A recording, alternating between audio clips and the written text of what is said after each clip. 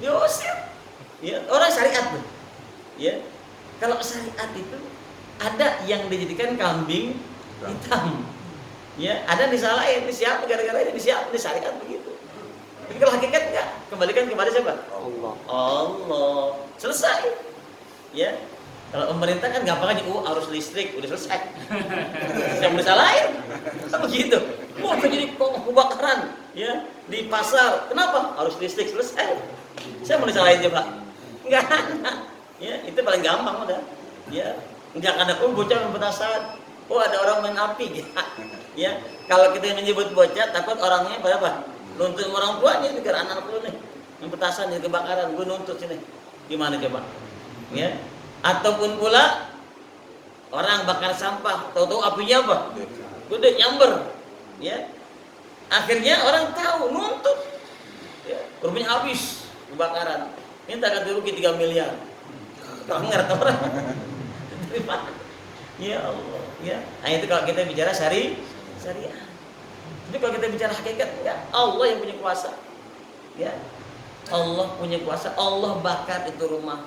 Allah yang bakar itu gedung. Allah yang bakar itu pasar. Apa tujuannya? Ada tujuan baiknya. Pasti. Ya. Ada hikmah setiap kejadian. Ya. Nah itulah ketika kita bicara lahu, jiwa kita menjadi miskin karena kadang kita punya.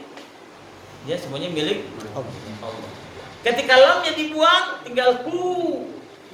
Makanya kita pernah mendengar orang berzikir dengan apa sahabat? Jangan hahu. Tapi nggak tahu ilmu awalnya, salah. Nggak nyambung jadinya. Ya, jadi saya udah ajarin tuh.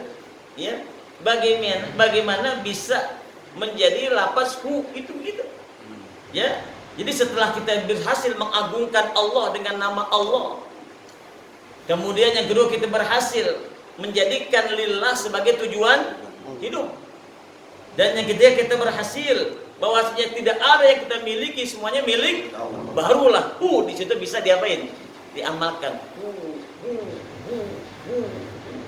Baru bisa diamalkan. Ya, ketika 3 tahapan bisa kita lalui. Masuk tahapan yang keempat adalah ya. Ketika masuk lapas disitulah sudah terbentuk. Mulut nyebut tapi hatinya Allah. Udah terukir dalam hati kita lapas apa?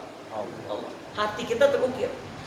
Maka orang-orang yang berzikir dengan ketika darahnya digores, menetes ke permukaan bumi, membentuk lapas apa? Allah. Tuh begitu. Ya. Jadi kalau dia hahu digores, netes doang enggak membentuk, berarti hunya palsu. Hunya apa? Palsu. Jadi orang yang menyebut lapas berarti tahapan pertama udah selesai. Tahapan kedua selesai. Ketiga selesai, masuk yang keempat. Ya. Jadi enggak sembarang, maaf. Orang yang berzikir dengan lapas hatinya udah apa? Terbentuk lapas Allah. Ya. Andai kata kita belah, maka di hatinya terukir lapas Allah. Itulah Kalau hu-nya sudah sempurna, maka hilang. Hilang. Ya. Enggak ada diam. Yang berzikir bukan lagi fisik, tapi apa? Batin. Hati.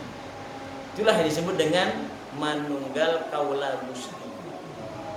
Apa artinya? Wahdatul wujud. Maka paling tinggi. Ya. Artinya manunggal kaula gusti memang maaf ya, secara harfiah. Ya. Jadi sudah banyak. Bukan berarti kita Allah, bukan. Ya. Ketika lapas Allah ada dalam hatinya di situ. Ya. Dan apa yang Nabi katakan, seorang mukmin yang taat, yang patuh, ibadah kepada Allah, maka pendengarannya menjadi pendengaran Allah, matanya menjadi matanya Allah, tangannya menjadi tangannya Allah, kakinya menjadi kakinya Allah. Coba lihat. Ini kalau kita baca ini hadis, nggak bisa.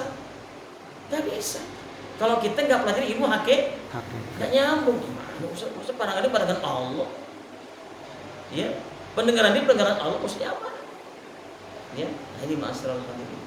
Artinya ketika orang itu berdoa, maka yang doa saat itu adalah apa? Allah. Pantas kalau doanya diapain? Ampun.